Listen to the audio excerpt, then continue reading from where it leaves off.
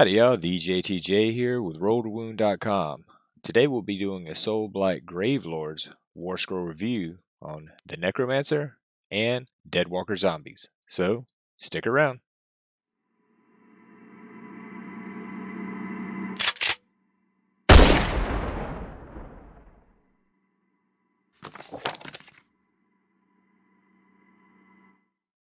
Alright guys, we're going to be covering the Necromancer today and Deadwalker Zombies.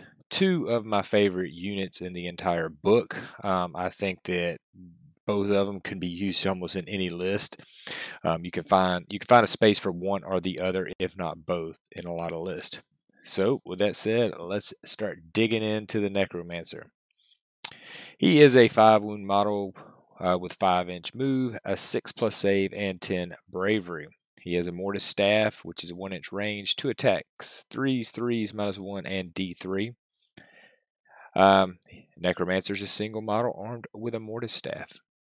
Abilities: Undead Minions. Roll a dice before you allocate a wound or mortal wound to this model if it is within 3 inches of a friendly Soulblight Gravelords summonable unit. On a 3-up, the wound or mortal wound is allocated to one of those units instead of this model. So it's pretty good because you're looking at that 6-up save and 5 wounds and you're sort of going, okay, he's not very survivable at all. But this wound shrug, if you've got him next to a big pack of zombies, does help out immensely. It's basically it's a 3-up ward is what it pretty much becomes.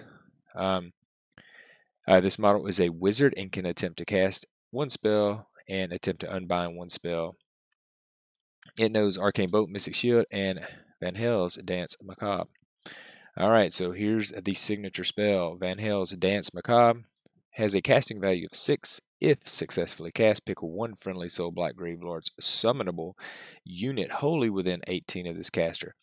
18, big range. That's a change from last edition, and it really allows you to reach out and spread this out.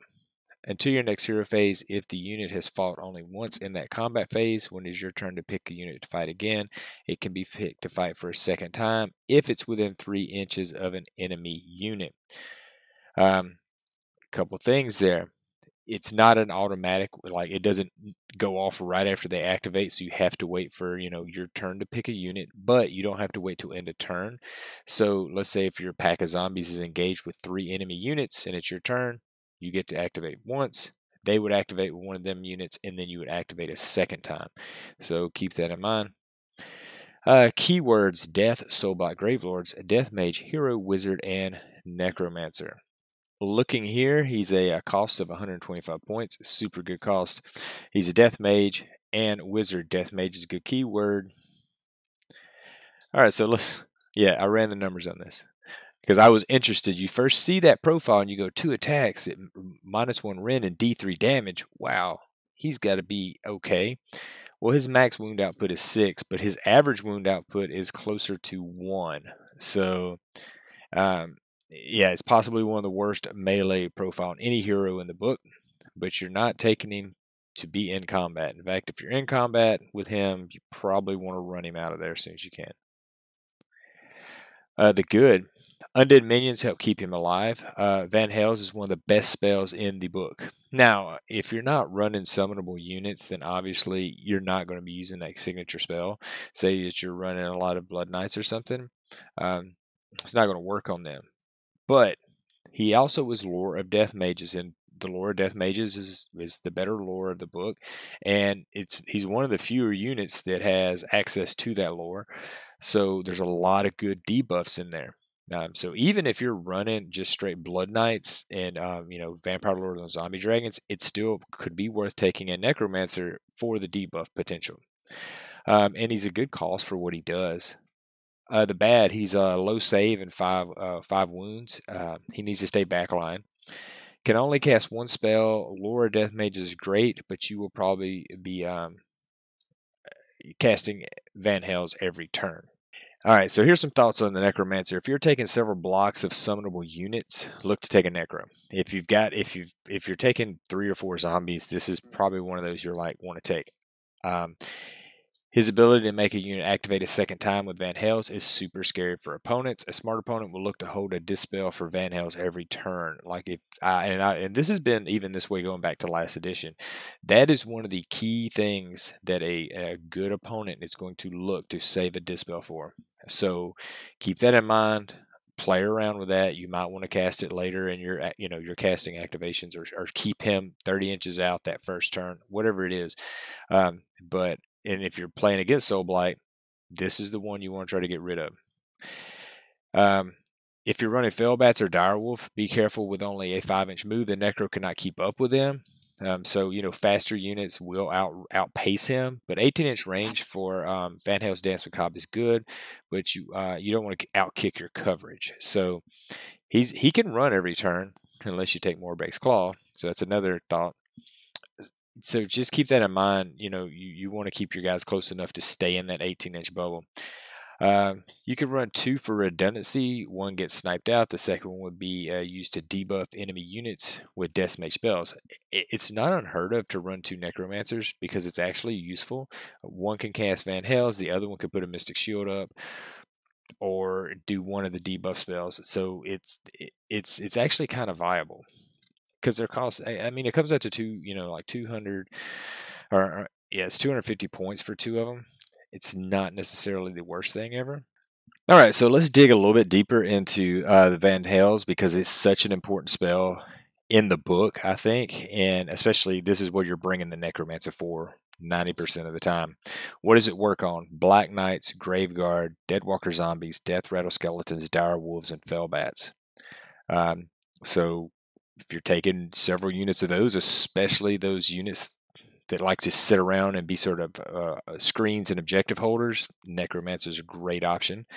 All Out Attack works for the whole phase, so look to use it on your Dance Macabre unit. So things that can buff for an entire phase or until your next hero phase, it's good to stack on that unit because they'll continue to get those buff on those additional activations. Deadwalker Zombies, let's look at them a little bit.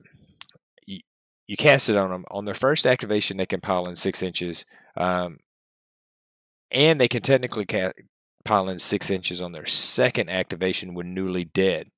It's possible for them to get a 12-inch pile in. Of course, you're going to have restrictions because you're going to have to move closer to the nearest unit and such as that. However, the spell states the second time they activate, if an enemy unit is within 3 inches.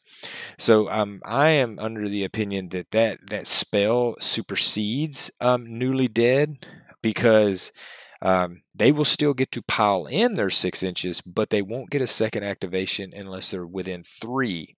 That's what the way I read it. If you disagree with that and you think that they can activate the second time if they're only within 6, let me know in the comments. I'd love to hear some reasoning or if we can figure that out. But I think that on Deadwalker Zombies, just from that movement potential and that extra screening potential, moving more bodies onto objectives, it's really something good to think about. Graveguard, look to buff them in other ways. The White King, Coven Throne, Vampire Lord, All Out Attack, and then get the extra round of combat. They become the best damage dealing unit in the book. I know a Vampire Lord and a Zombie Dragon is super scary, especially if you get a couple spells and buffs on them, but 20 Great Weapon Graveguards with Van Hales and an extra attack from a Vampire Lord, there's nothing in the book that's going to put that kind of damage potential out. So I think personally, that is your best option. If you're taking Graveguard, take a Necromancer. I consider it just like an auto include almost. All right, so ratings. Van Hale's Dance Macabre, A+, below average casting, good range, great tactical impact on the game, not only for them second activations, but for moving units around, piling in, just making your opponent hold back a dispel to worry about the spell. It lasts, and this is something we just want to touch on once again, it lasts into your next hero phase. So if you get doubled, that unit's still going to have a second activation on them. So if they live through that first round of combat, they're going to activate, and then they would be able to activate again. It's very good. True reason you take the Necromancer. Unit rating is an A minus. I'm torn on giving him a B. The reason why is because of 6-up save, 5 wounds, 5-inch move, no combat potential. Yes, I understand it's fluffy wise he's built like this, but if he had better saves, if he had more wounds, or he was faster, that would make the decision to give him a higher rating a lot easier. But basically, he's getting an A minus just because his spell, to me, is why you take him. Moving on to some Deadwalker Zombies. When the book first came out, I was always a big skeleton guy, going back to even 8th edition fantasy. Not really big on zombies ever. But when this book came out, I started reading the rules, and I was really drawn to them. I love some of the abilities that are on this Warscroll, and I think it makes them real unique, and it makes them useful, and it makes them not an auto include in every army, but they have very, very good tactical use in most lists. So let's see what they got going on. They're 1 wound each, 4-inch move, no save, and a 10 bravery. Their melee weapons, crude weapons, and infectious bites. It's a 1-inch range, 1 attack, 5 5s, 1 damage. All right, so a unit of Deadwalker Zombies has any number of models, each armed with a crude weapon and infectious bite. So they have an ability, drag down and torn apart. This unit is eligible to fight in the combat phase if it is within 6 inches of an enemy unit instead of 3, and can move an extra 3 inches when it piles in. So that's a 6-inch pile in, because you get your normal 3, but it's giving you an extra 3. And it's able to fight if it's within 6 inches. Tactical uses on that. You basically don't have to charge an enemy unit if you're within 6 inches. So the key here is to always run your zombies. Now, obviously, if you're measuring it out and your run won't get you within 6 inches, then you might have to move them normal and hope for a roll of a long charge. But what I honestly think is you're always running them. You're trying to get one model within that 6 inches, and then they'll get that pretty much auto pile in. This is almost right now a gotcha, and it's something that you should probably tell your opponents prior to the game if they're not familiar with Soulblight, because this is something that's really not too many units in the game can do stuff like this. And to have 40 zombies all of a sudden running 10 inches and then getting a 6-inch pile in, it takes a lot of opponents. They want to see the rule is pretty much what I've encountered. So make sure that if you're playing a fair, you're playing a friendly game, you sort of, hey, these guys, they're going to pile in within 6 inches. So that's what they're doing. All right, the newly dead. If the unmodified hit rolls for an attack made by this unit is 6, that attack inflicts 1 mortal wound on the target and the attack sequence ends. In addition, at the end of the combat phase, you can roll a dice for each enemy model that was slain by wounds inflicted by that unit's attacks in the phase. For each 2+, you can add 1 Deadwalker Zombie model to this unit. There's a couple things going on here. We already looked at the damage profile, and it's 1 attack, 5s, 5s, 1 damage, no rend. Doesn't look impressive at all. Even if we have 20 zombies able to swing, still not impressive. However, your mortal wounds on 6s to hit. You're basically fishing for mortals here. If you roll really hot, you can put out 4, 5, 6 mortal wounds in a combat, and maybe 1 regular, 2 regular wounds too. It's pretty good. I find that they do really good against hero units, as better than sort of horde units, because they're sort of surpassing that good armor of those hero units and going right to their ward save. The last part of that is, for every model that you do kill with this unit, you get to roll a 2-up and add a Deadwalker zombie to that unit. This can take them, it was FAQ, take them over their starting size. So keep that in mind, that if you're at max zombies and you go and wipe a unit of 5 models, there's a possibility you're going to be a unit of 25 zombies. So that being said, it is smart to bring some extra models with you to put out there. All right, keywords: Death, Soulblight Gravelords, Deadwalkers, Summonable, Deadwalker Zombies. All right, cost 115 points for a unit of 20 models. Notes: Deadwalker Summonable Deadwalker Zombies and their battle lines, so you can pop them up to 60 models if you want to. So let's look at damage potential here. Their max wound output is 20. Their average wound output is 4. Basically, you're fishing for mortals with this. Now, yes, you can give them all out attack. You can give them extra attacks from Vampire Lords. Give them Dance Macabre. All of that is fine. But in the end of the day, whatever you're doing to try to generate more tools. Yeah, and even buffing them, they get better. But at the end of the day, you're still fishing for the mortals. So since this is a battle line and you're going to see a lot of people taking these in different ways, let's look at some of the variables. So if you give them all out attack, their average damage is going to go up to 4.5. So that being said, it's not really worth giving them all out attack. Like, that's sort of a last ditch effort. I think you could spend your CPs better somewhere else. Crimson Feast, which is your Vampire Lord's command ability plus 1 attack, that's going to bring up the average damage to 8. I think that there's some play there because most of that 8 wounds are going to be, if you look at the chart, it's a pretty, the zombie damage table is pretty, the average is pretty close. On a lot of these entries, you might see that they're on a 2+ wound, they're only doing 3, and on like a 6+ save, they're doing like 20 or 30.